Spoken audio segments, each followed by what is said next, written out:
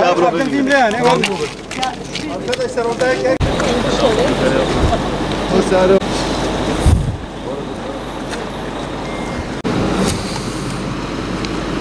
Evet, kıymetli basın mensubu arkadaşlarımız, kıymetli emekçiler, Hak İşimizin kıymetli il başkanı, Memur Sen Hizmet Kolları başkanlarımız.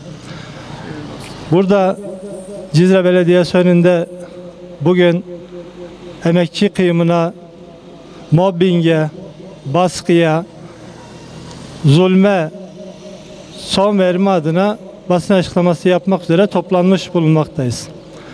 Bundan önceki basın açıklamamızda şunu ifade etmiştik. Demiştik ki, ey belediye başkanı, sen belediye başkanıysan Cizre'nin sorunlarıyla, problemleriyle, dertleriyle ilgilen. Sendikacılık yapacaksan da belediye başkanlığından istifa et, gel sendikacılıkta karşımızda dur diye çağrıda bulunmuştuk ve şunu ifade etmiştik. İhraçlar, baskılar, mobbingler devam ettiği sürece biz burada gerekirse her gün, gerekirse her hafta gelip basın açıklaması yapıp sizin bu zulmünüzü, sizin bu baskınızı, sizin bu mobbinginizi kamuoyuna paylaşacağız, ileteceğiz demiştik. Baskılara, zulüme, yıldırmaya ve ihraçlara devam ediyorsunuz. Devam ettiğiniz sürece de Memur Sen ve Hak İşi burada bulacaksınız. Emekçinin hakkını sonuna kadar savunacağız. Alanlarda, meydanlarda demokrasiden bahsedip, emekçiden bahsedip, bunu sloganlaştırıp propaganda yapmaya gelince yapıyorsunuz. Ama akabinde işçiye mobbingi, memura baskıyı, yıldırmayı, sürgünü kendinize hak görüyorsunuz. Kamuoyu vicdanını ve yasaları hiçe sayan zihniyetin zulmünü kınamak ve yaptıkları mesnetsiz iddialara cevap vererek bu konuda takdiri size bırakmak üzere toplanmış bulunuyoruz. İşçiyiz, haklıyız, kazanacağız. İşçiyiz, haklıyız, kazanacağız.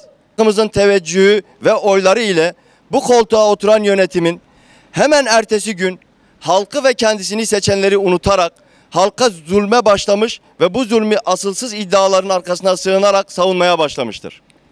Mazlumun ekmeğine el uzatıp sonra kendi kişisel ikbaliniz ve çıkarlarınız uğruna çamur at, izi kalsın mantığıyla bu belediyeyi yönetemez, bu halka hizmet edemez, bu diyarda uzun süre kalamazsınız.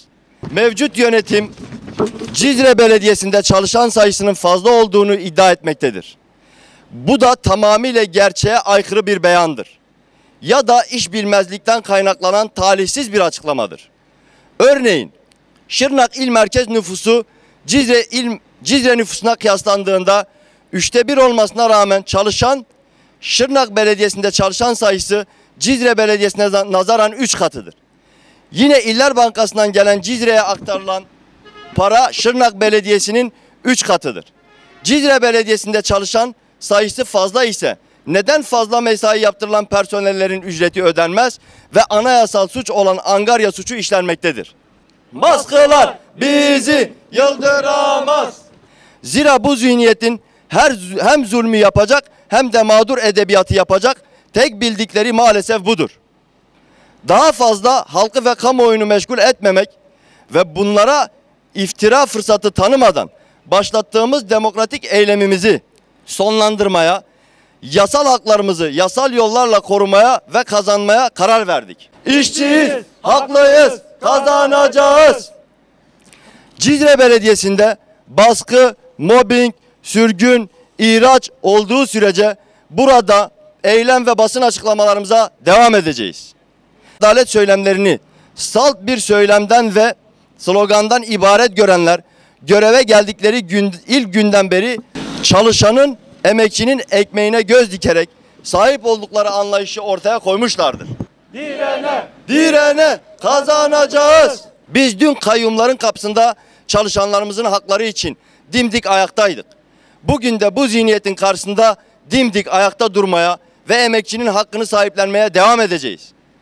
Bir yerlere yaranabilmek için bilinçli olarak kendilerini gündeme getiren bu zihniyete daha fazla alet olmadan bugün itibariyle çadırımızı kaldırmayı ve yaptıkları zulüm ile yasalar karşısında hesaplaşmayı kararlaştırmış bulunuyoruz. Zulme karşı omuz omuza. Hepinize katılımlarınızdan ötürü teşekkür ediyor. Kamuoyunu saygıyla selamlıyorum.